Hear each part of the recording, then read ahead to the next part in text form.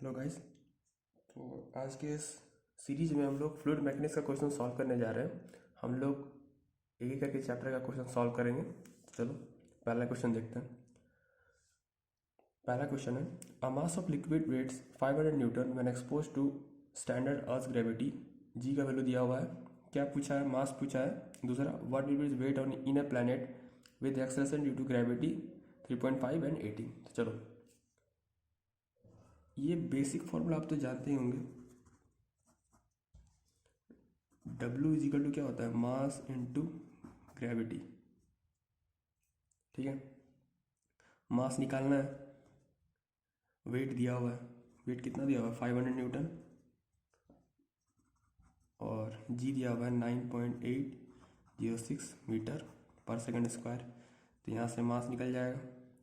यहाँ जो मास का जो वैल्यू आएगा वो आएगा 50.99 kg। ठीक है, ये पहला पार्ट। देखो दूसरा part, what will be its weight in a planet with acceleration due to gravity 3.5 18। इसमें भी दो पार्ट है। तो वेट पूछा है, तो वेट का फॉर्मूला चेंज तो होगा नहीं। ठीक है, यहाँ पर ध्यान देने वाली बात यह है कि जो मास का जो वैल्यू होगा वो चेंज नहीं होगा। ठीक है, क्यों? क्योंकि जो मास जो है वो लोकेशन के साथ चेंज नहीं होता है। It is independent of location. तो मास का वैल्यू चेंज नहीं हो रहा है, चेंज हो रहा है जी का वैल्यू और डब्ल्यू का वैल्यू। तो डब्ल्यू क्या हो जाएगा? मास 50.99 इंटू जी। जी का वैल्यू है 9.806। तो यहाँ से डब्ल्यू का वैल्यू निकल जाएगा। ठीक है, और दूसरा डब्ल्यू का वैल्यू क्या हो जाएगा? यहाँ जी का वैल्यू वो नहीं होगा, 3.5 होगा, सॉरी। यहाँ पे दूसरा बार क्या होगा? दूसरा वाला में 50.99 इंटू 18। यहाँ से भी डब्ल्यू का वैल्यू दूसरा वाला क्वेश्चन का निकल जाएगा। इसको अगर सॉल्व करेंगे तो इसका आंसर जो आएगा वो है 178.46 न्यूटन। और इसका जो है 917.8 न्यूटन। ठीक है, ये आपका आंसर। आप इसको अच्छे से नोट कर लो, स्क्रीन को पॉज करके।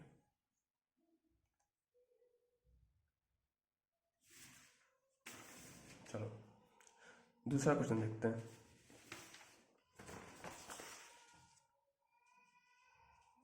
ये देखो दूसरा क्वेश्चन क्या है।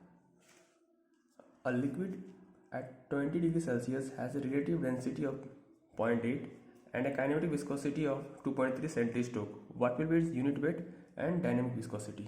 ठीक है, तो देखो यूनिट वेट का ही मतलब क्या होता है? Weight density. ठीक है, मतलब गामा पूछा है। गामा का फॉर्मूला क्या होता है? रो इंटू जी। लेकिन यहाँ पर लिक्विड वाटर नहीं दिया हुआ है, ये आप ध्यान देना। यहाँ लिक्विड कोई भी लिक्विड है, ठीक है, तो उस लिक्विड का हमको पहले डेंसिटी निकालना पड़ेगा। तो रिलेटिव डेंसिटी का फॉर्मूला जानते हैं, density of liquid by density of water. तो यहाँ से लिख सकते हैं density of liquid is equal to density of water into relative density. ठीक है, तो यहाँ से हम लोग निकाल सकते हैं गामा का वैल्यू। यहाँ पे देखो डेंसिटी ऑफ वाटर का वैल्यू क्या लेंगे? यहाँ पर 20 डिग्री सेल्सियस दिया हुआ है। ठीक है, तो टेम्परेचर के हिसाब से तो इसका जो डेंसिटी का जो वैल्यू आएगा वो है 998 kg पर मीटर क्यूब। ठीक है, क्योंकि जो 1000 जो वैल्यू होता है वो 4 डिग्री सेल्सियस पे होता है। ठीक है, लेकिन यहाँ टेम्परेचर दिया हुआ है तो आपको ये लेना होगा। और रिलेटिव डेंसिटी 0.8 दिया हुआ है। ठीक है, तो इस सबको वैल्यू को पुट करते हैं।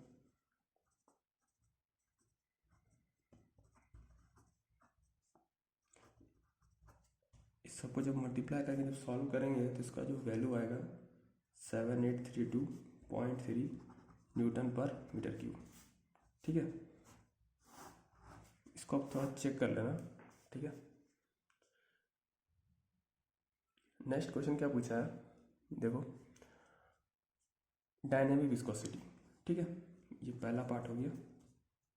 दूसरा part dynamic viscosity. Dynamic viscosity देखो हम लोग एक फॉर्मूला जानते हैं काइनेमेटिक विस्कोसिटी का। वो क्या होता है, kinematic viscosity is equal to dynamic viscosity upon density. ठीक है, इसको म्यू से डिनोट करते हैं। तो यहाँ से लिख सकते हैं mu equal to nu into rho. Kinematic viscosity दिया हुआ है 2.3 और यहाँ से डेंसिटी भी निकल जाएगा। ठीक है, मतलब निकाल लिए हम लोग। और देखो यहाँ काइनेटिक विस्कोसिटी 70 स्ट्रोक में दिया हुआ है, तो इसको हमको मीटर स्क्वायर पर सेकंड में कन्वर्ट करना पड़ेगा। दैट मीन्स 170 स्ट्रोक बराबर होता है 10⁻⁻6 मीटर स्क्वायर पर सेकंड। ठीक है, तो कुछ करना नहीं है, 2.3 इंटू 10⁻⁻6 मल्टीप्लाई कर देना है। और डेंसिटी यहाँ से जो आया है 990 इंटू 0.8। तो इसको सॉल्व करोगे तो इसका जो आंसर आएगा 1.836 इंटू 10⁻⁻3 पास्कल सेकेंड। ठीक है, इसको आप बढ़िया से नोट कर लो। ठीक है, स्क्रीन को पॉज करके। ठीक है, चलो अब अगला क्वेश्चन देखते हैं। ये हमारा अगला क्वेश्चन। ठीक, kinematic viscosity of air at 20 degree Celsius is given to be 1.6 into 10⁻⁻5। और एक और दिया हुआ है इट्स, अच्छा ये पूछा है कि kinematic viscosity of 70 degree Celsius. ठीक है, तो देखो, तो यहाँ पर ये क्वेश्चन बेसिकली गेट का है। ये गेट आई थिंक 1999 का है। ठीक है, मैकेनिकल का पेपर से है I think.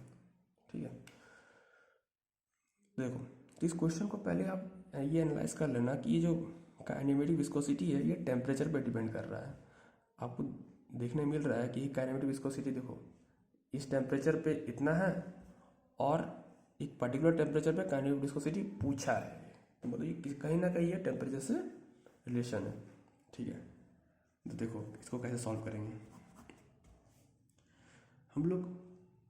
Kinetic theory of gases से हम लोग ये जानते हैं कि जो डायनेमिक विस्कोसिटी है वो बढ़ता है टेम्परेचर के साथ। ठीक है, dynamic viscosity is directly proportional to square root of temperature. ठीक है, मतलब जैसे जैसे टेम्परेचर बढ़ेगा डायनेमिक विस्कोसिटी बढ़ेगा। ठीक है, और दूसरा चीज़ ये है डेंसिटी जो है वो घटता है टेम्परेचर के साथ, मतलब ये इन्वर्सली प्रोपोर्शनल है। ठीक है, और हम लोग फॉर्मूला जानते हैं काइनेमेटिक विस्कोसिटी, क्योंकि मेन एम तो काइनेमेटिक विस्कोसिटी ही निकालना है हमको। ठीक है, तो काइनेमेटिक विस्कोसिटी का क्या होता है formula, nu is equal to mu by rho. ठीक है, तो यहाँ पे ये हो गया √2t और यहाँ क्या हो जाएगा, क्योंकि ये तो कांस्टेंट कांस्टेंट आने वाला, दो कांस्टेंट कांस्टेंट भी तो कैंसिल हो जाएगा, 1/t। यहाँ क्या हो जाएगा t का पावर 3/2। ठीक है, तो आपको देखने को मिल रहा होगा जैसे मैंने आपको बताया कि एक पर्टिकुलर टेम्परेचर पे काइनेमेटिक विस्कोसिटी का वैल्यू ये दिया हुआ है। ठीक है, एक दूसरा पर्टिकुलर टेम्परेचर पे आपको काइनेमेटिक विस्कोसिटी निकालना है। तो सिंपली क्या करेंगे, μ1 क्योंकि इससे हम लोग यहाँ से ये कंक्लूड कर सकते हैं कि जो μ1 या फिर μ/t का power 3/2 is equal to constant. ठीक है, मतलब ये दोनों का जो रेशियो आएगा वो हमेशा कांस्टेंट ही आएगा, वो कांस्टेंट चेंज नहीं होने वाला है। ठीक है, तो यहाँ से अब लिख सकते हैं हम लोग, देखो μ1/t1 का power 3/2 is equal to μ2/t2 का पावर 3/2। ये न्यू में कन्फ्यूज़न मत होना। ठीक है, मेरे को भी थोड़ा थोड़ा कन्फ्यूज़न होता है, तो थोड़ा सा मैनेज कर लेना। ठीक है, तो यहाँ पे टेम्परेचर में जो है उसको केल्विन में लेना है, शुड बी इन केल्विन। ठीक, और ये भी स्टैंडर्ड यूनिट में ही दिया हुआ है, यहाँ देखो 1.6, इसको चेंज करने की कोई ज़रूरत नहीं है।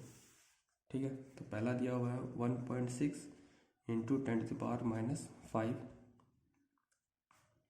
t1 का वैल्यू दिया हुआ है 20 डिग्री सेल्सियस।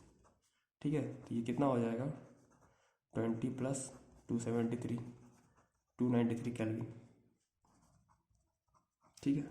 और ये न्यू2 निकालना है और T2 का वैल्यू दिया हुआ है 70 डिग्री सेल्सियस, ठीक है।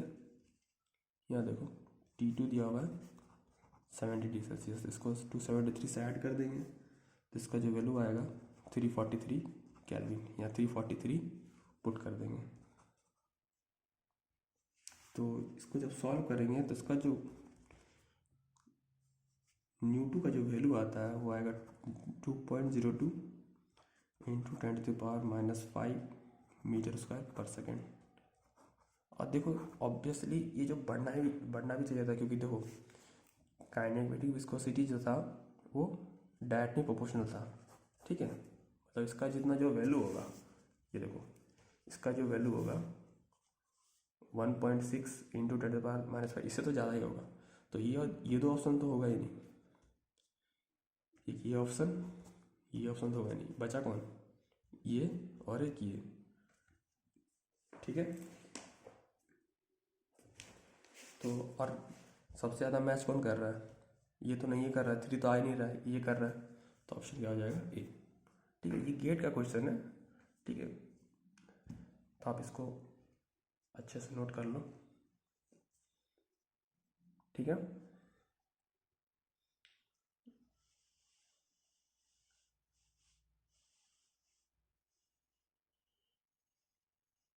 ठीक, नेक्स्ट वीडियो में कुछ और क्वेश्चन मैं लाऊंगा इसी चैप्टर का, ठीक है। आप इसको नोट करो, ओके, थैंक यू।